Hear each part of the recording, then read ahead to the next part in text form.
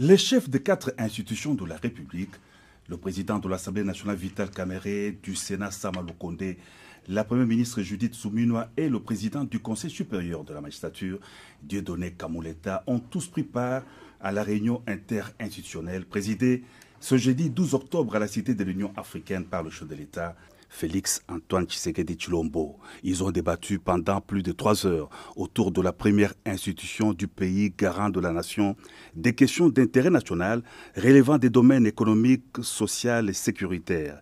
Le président de la Chambre basse du Parlement a fait le point de cette grande réunion. Le président de la République a donné des orientations dans tous les domaines de la vie économique et sociale de la vie de la nation. S'agissant de l'économie, le président de la République a souligné sa détermination à voir notre économie décoller, avec notamment la baisse du taux directeur de la Banque centrale. Et ceci va entraîner aussi la baisse du taux au niveau des banques commerciales, de telle sorte que notre économie soit concurrentielle et que les populations, surtout les plus démunies, puissent avoir un accès facile au crédit. Nous avons souligné aussi la question qui est déjà prise en charge au niveau du gouvernement, et ça c'est le président qui l'a rappelé, de voir les prix des biens de première nécessité baisser sur le terrain. Et cela en préservant la stabilité du cadre macroéconomique. Le président de la République a souligné aussi la nécessité d'avoir un système financier cohérent avec les objectifs du développement. Et pour cela, il a veillé à ce que tout le monde puisse comprendre que les réformes fiscales qui vont être amorcées de façon rapide, puisqu'elles avaient déjà commencé, accélérées, nous puissions avoir une fiscalité qui soit attrayante et qui crée le climat des affaires. Et dans cette perspective, le président parlait aussi de la justice sociale en ce qui concerne la fiscalité. Il ne faut pas que les plus petits payent pour plus que les plus grands. Une justice sociale qui puisse remettre chaque citoyen au niveau de ses obligations vis-à-vis de l'État. Nous avons aussi suivi les orientations du président de la République en ce qui concerne des mesures d'assainissement sous forme de loi, notamment les codes agricoles, pour rendre notre secteur agricole attractif. Et ce code est déjà au Parlement, c'est-à-dire à l'Assemblée et au Sénat. Nous allons le retourner au gouvernement pour une lecture avec le nouveau gouvernement, et au niveau de l'Assemblée comme du Sénat, nous allons accélérer son adoption. Le social des Congolais, ça a été l'essentiel du message du président aujourd'hui et de ses orientations, puisque non seulement nous avons parlé du secteur de l'éducation, où il faut renforcer la gratuité de l'enseignement au niveau de l'école primaire, mais commencer déjà à penser, même si on ne doit pas le faire tout de suite, à ce que cette gratuité soit aussi appliquée au niveau du secondaire. Ceci veut dire qu'il faut parachever totalement la gratuité au niveau de l'enseignement primaire de notre pays. Et le président a souligné aussi le secteur de la santé, et avec notamment l'épidémie que nous connaissons aujourd'hui de Mpox. Il faut non seulement la campagne de vaccination, de sensibilisation, et concernant les autres épidémies présentes et à venir, il a parlé de la prévention, qui est le bon système de santé.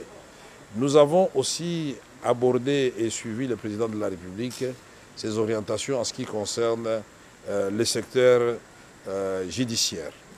Là, le président voudrait absolument que les réformes du secteur de la justice soient parachevées de telle sorte que nous puissions avoir une justice équitable où, par exemple, parce qu'il y a certains abus qui ont été déplorés dans les domaines fonciers, en ce qui concerne l'acquisition de terres dans notre pays, en ce qui concerne la protection du titre de propriété, en ce qui concerne toutes les saisies qui sont faites au niveau des entreprises publiques et privées œuvrant dans notre pays.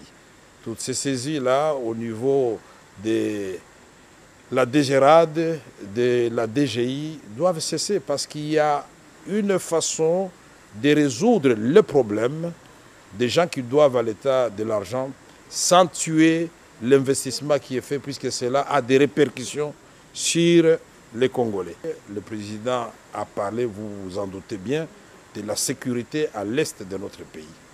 La façon de mettre fin à cette guerre avec la montée en puissance de l'armée, mais aussi comment protéger nos populations et leurs biens en parlant de la police professionnelle que nous devons absolument encourager, dont nous devons encourager la mise en place. Et il a parlé aussi des autres poches d'insécurité, notamment avec le Mombondo, le conflit de l'Angola et l'Angola à Kisangani, l'autre rive à Lubunga.